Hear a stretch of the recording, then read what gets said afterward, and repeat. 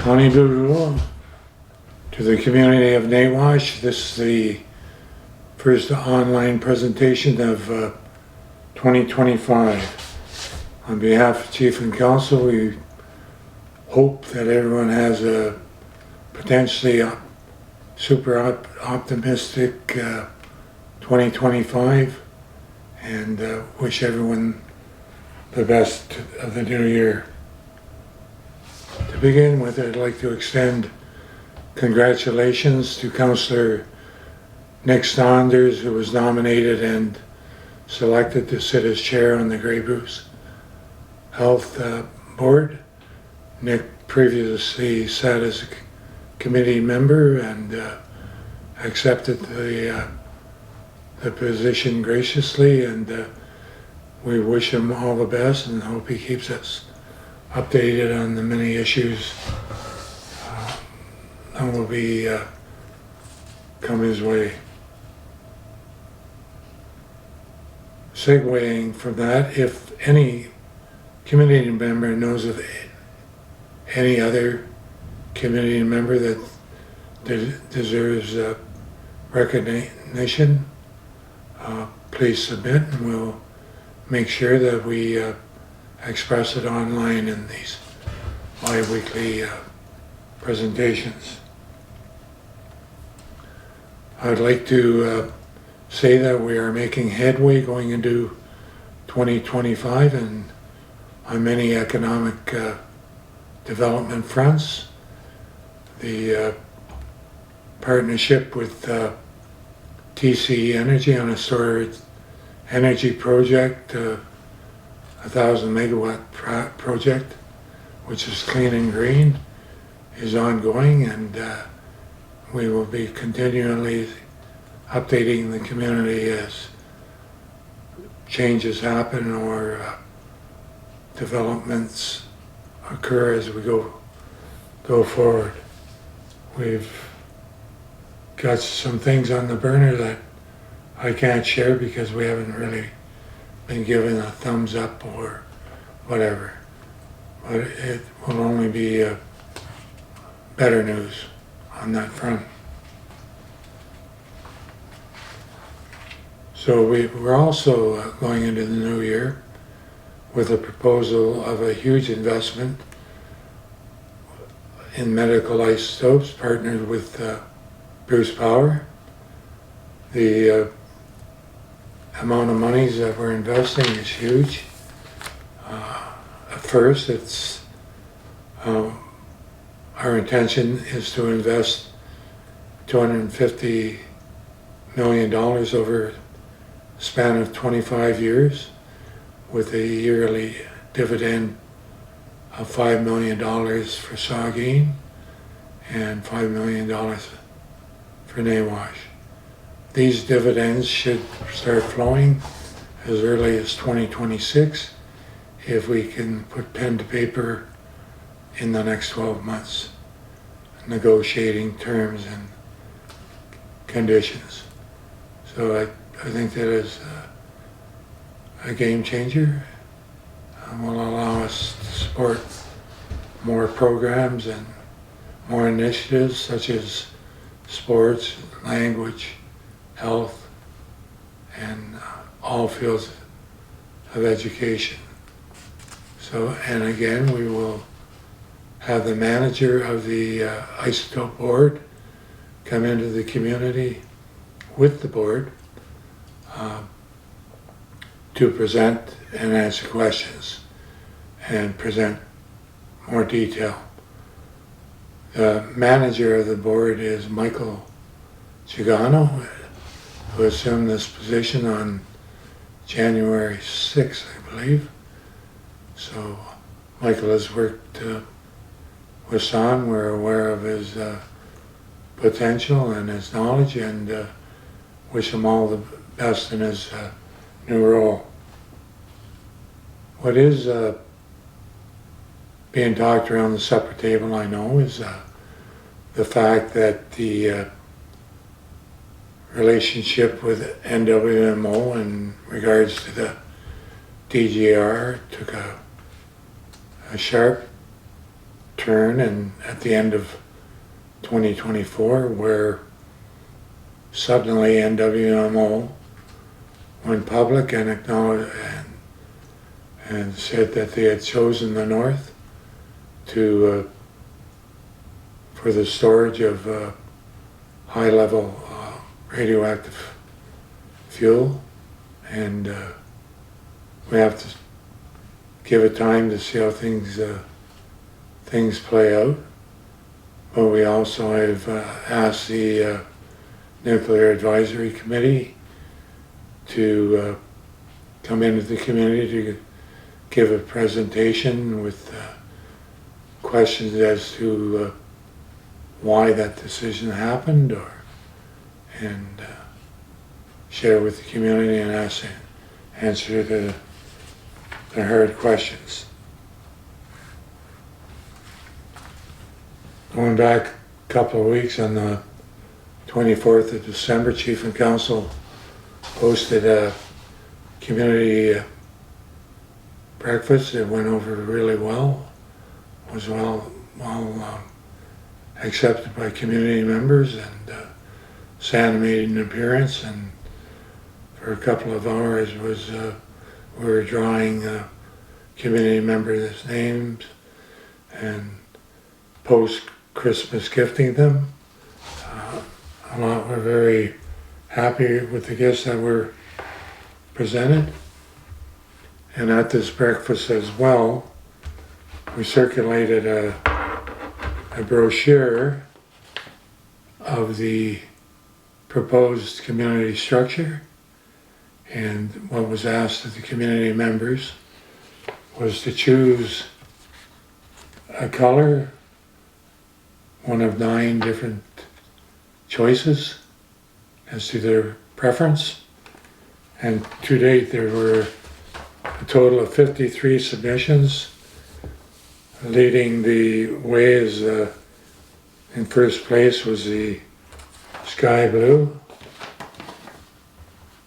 and second place was bayberry green, third place was misty blue, and in fourth place was charcoal gray, followed by tan and sandstone, and one member chose pink, which I didn't see as an option, but I thought it deserved honorable mention. So there were 21 for sky blue, 10 for bayberry green, 9 for misty gray, 6 for charcoal gray, 4 for tan, 3 for sandstone, and at the moment it looks like sky blue wins the day. We'll continue to circulate pamphlets throughout the community because we want to have as many community members weigh in. So there, prior to the new year, I mentioned that we were looking at an initiative to utilize the building on the bay in the Upper Peninsula. Driftwood Cove is the name of the bay. Committee has been struck. We still want to take a busload of members up to look at the property we're talking about. We'll do that as soon as the weather changes in late winter. It is there's consideration, covers many areas. It could be used as a safe house, aftercare program, and it definitely can be utilized as a on the land initiative immediately. And as I said, it's a joint venture, and we'll be joining up with our sister community Saugeen and brainstorming and hopefully developing that particular property along with parks in 2025. The latest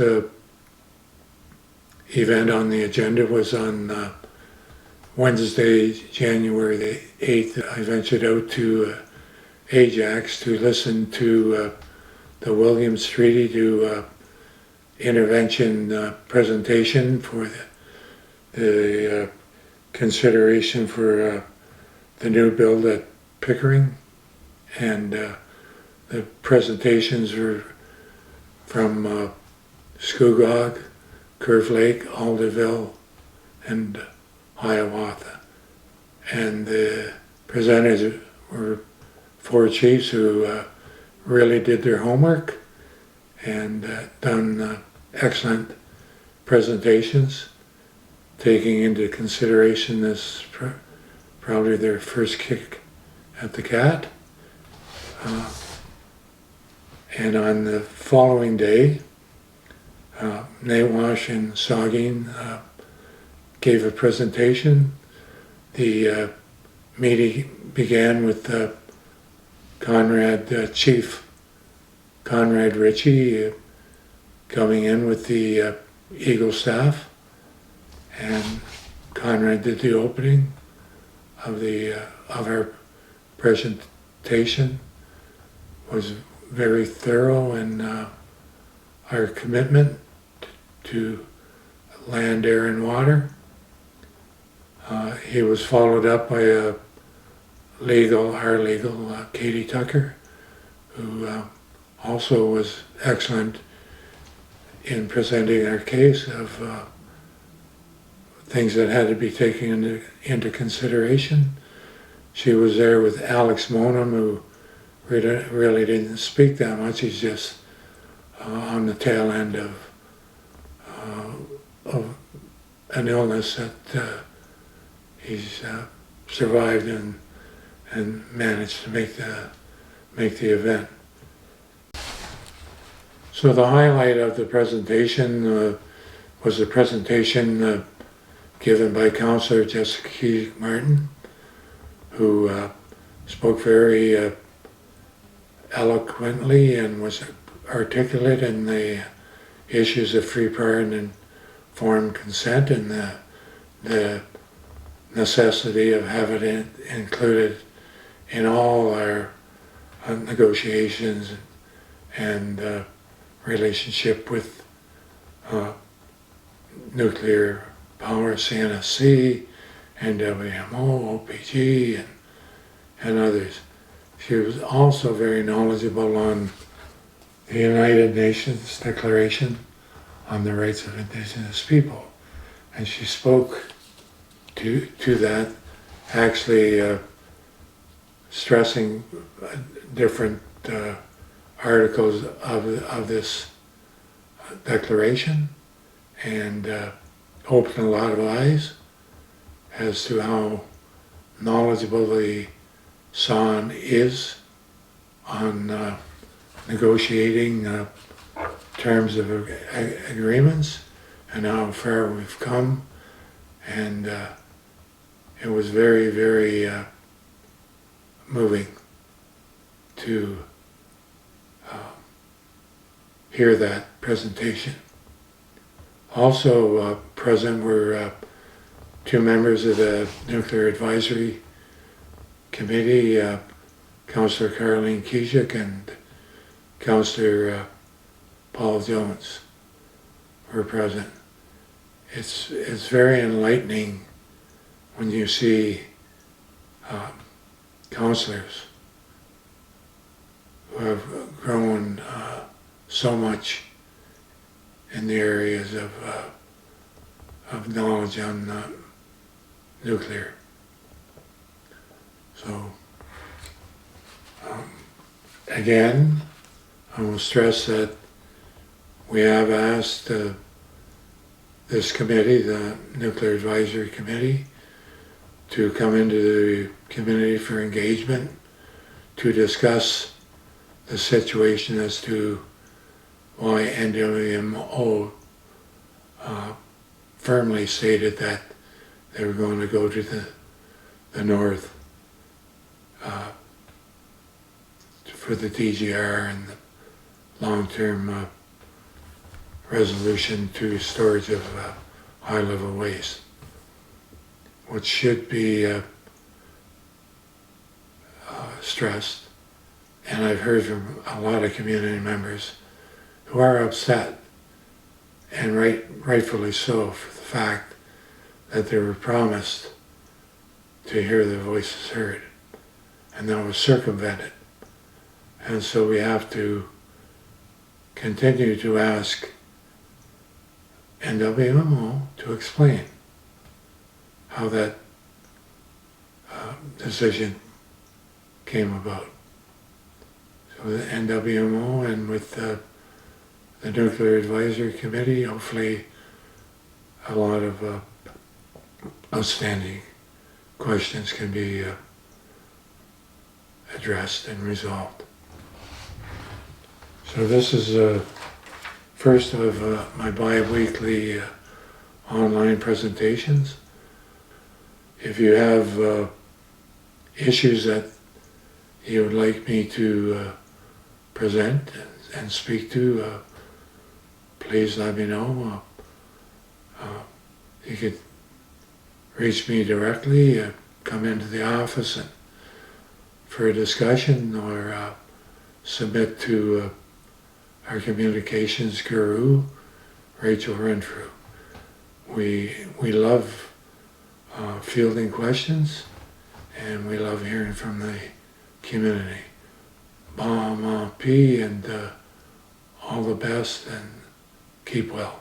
Miigwech.